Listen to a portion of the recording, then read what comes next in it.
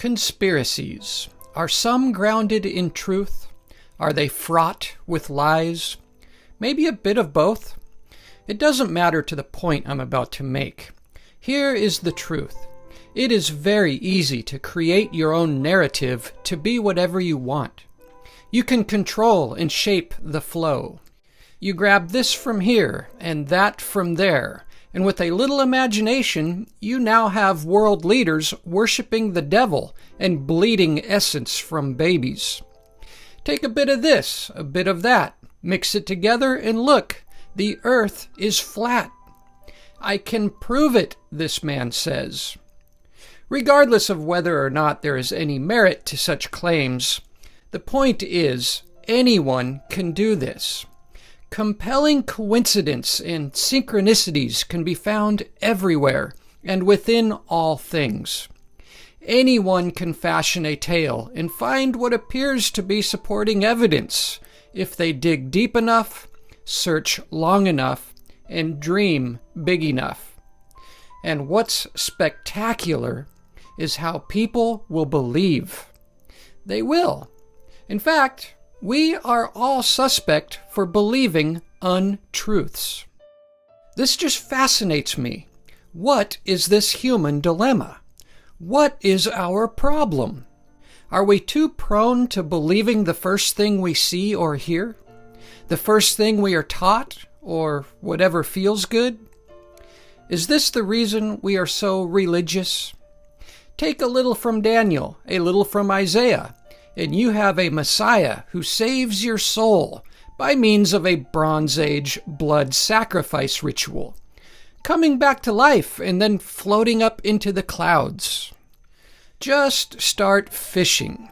You'll find correlations and coincidence, and you can fashion any kind of narrative you like. And others will follow religiously, like sheep, not only passionately, but willing to give their very own lives. Now this is troublesome. What do you believe? What clique have you joined or signed up with to be your absolute truth? We all join a clique, a philosophy, a religion, and most will even fight for it. Most of us want to be patriotic for whatever country we live in, red or blue, or whatever clique we have joined. And what I find most unfortunate is we do not like to be told we are wrong. These are likely to be fighting words. Try telling a Muslim or a Christian their God is make-believe. Try telling a political side, the left or the right, how they are dangerously incorrect. You will likely not be received well, but instead will have festered a skirmish and erected a great divide. My friends, this is all wrong. Human beings need desperately to break what causes division and animosity amongst ourselves. And there is a way. And I do believe humanity is on course to achieving a better harmony. How, you might ask? With modern science. Science is not only making our lives easier with communication, transportation, refrigeration, and advancements in life-saving medicine, but it is also reshaping and retooling our very nature through the scientific method. And what is that method? It is to question everything, even yourself, even your own cliques. To be skeptical not only of what others are claiming, but also what you make claim of yourself. My friends, this is a good thing. It is healthy. And no, we are not all the way there. But slowly and surely, people are beginning to question their belief systems. This is true. The rise of the nuns is the proof, the result. Generations of skeptics are now on the rise, questioning their belief systems more than at any other time in human history. And this is wonderful. It's more than that. It is beautiful. It will bring humanity closer together. It is the scientific method. We should all learn and be influenced by this methodology. Why? Because it works. Science has without a doubt made your life and your children's lives better in many ways, and will continue if we allow it to work properly. The scientific method teaches you to make a valiant attempt, an honest attempt, to prove yourself wrong. This automatically defeats your biases, and your natural defenses like cognitive dissonance and confirmational bias become disabled. The scientific method teaches you to value opposition, not to hate it, contrary to seek it out. This is the exact opposite from what any religion would recommend or practice. In fact, Christianity and Islam would refer to this behavior as blasphemy. And yet, this scientific method is crucial, even mandatory, to discover what is real, and to aim our sights toward what is more true. Religion has for a long time now harbored negative feelings about science and such methodologies, and there is no mystery as to why. The scientific method shines a bright light. It probes into your darkest corners in tightly sealed closets. But only those who fear the truth should fear the scientific method. You see, the truth will welcome opposition and criticism, and will embrace it, will even admit when it has been wrong joyfully. To stand corrected is a beautiful thing, honorable. And even more beautiful is how the scientific method has no enemy or personal agenda. It concerns itself only with honest, non-biased inquisition for what is true and real. It becomes very difficult to fight or to hate under such a methodology.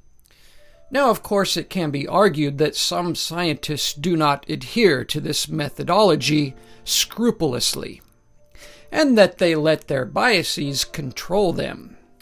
And for the most part, we can turn up some of these rogue players. But despite what we have commonly been told, a few bad apples cannot spoil the entire harvest. Our scientific communities are made up of a large body of humans who understand, respect, and value the scientific methodology and strictly conform to its principles.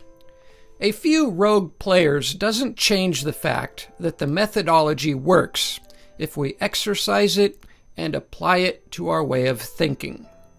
We must all learn to be more skeptical, first and foremost of ourselves.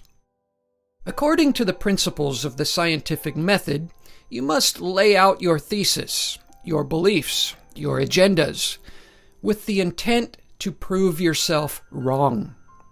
If you are a Christian, you must make a valiant attempt to find flaws, an honest attempt to prove your beliefs wrong. Then, after that, you must provide all of your facts and evidences to your peers, your opposition, in a way that invites scrutiny and criticism, just in case you missed anything. And under the principles of the scientific method, you must be prepared to stand corrected and humbled. That's called integrity, character. If you want honor, if you want the truth, this is how it is to be achieved. Otherwise, you are living in your own mass delusion. I believe as humans embrace science more and more, that it can and will lead to a more honest, humble, and peaceful world.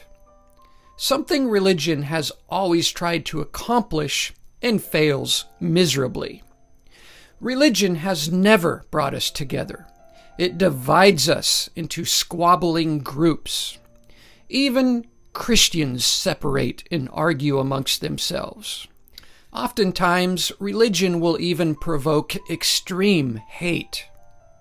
It's clearly time to try something that works. The scientific methodology is not a religion. It is not a belief system. It is simply a tool, like a hammer, a wrench, or a measuring stick. And it works. If these tools were adopted by all, they would eliminate unnecessary arguments between cliques, as we will all be in one accord, searching for opposition and welcoming criticism as friendly and important. When it is opposition that we value, where is the hate? When we question even ourselves, where is the fight? I believe a truly advanced humanity will begin to operate in accordance with and hold a respect for opposition and argument, and revere a true search for what is right and good for the whole. Conspiracy theories without merit will dissolve away, with no more radicals stirring division or breaking storefront windows. And religion will be exposed for every and all fraudulent claims and false narratives. In such a world, you can say goodbye to Islam and a few others. All can be achieved through love and respect for one another. Every human being is your brother and sister. I can see a brighter future for humanity. I am an optimist. I have to believe we can do and achieve better. Stay strong and wise, my friends. Hello, friends. Please help me grow this page by becoming a subscriber and clicking the support button right down below if you're watching on Facebook.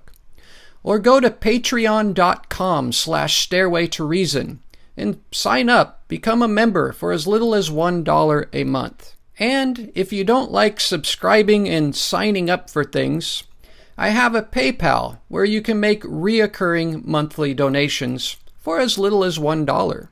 It's safe, fast, and super easy. Just ask for my PayPal link in the comments below. Thank you so much, my friends, and stay strong and wise. I don't believe in masquerades. I don't believe that you're okay. I don't believe that God will save. Only you can solve your problems. I don't care what they sold you.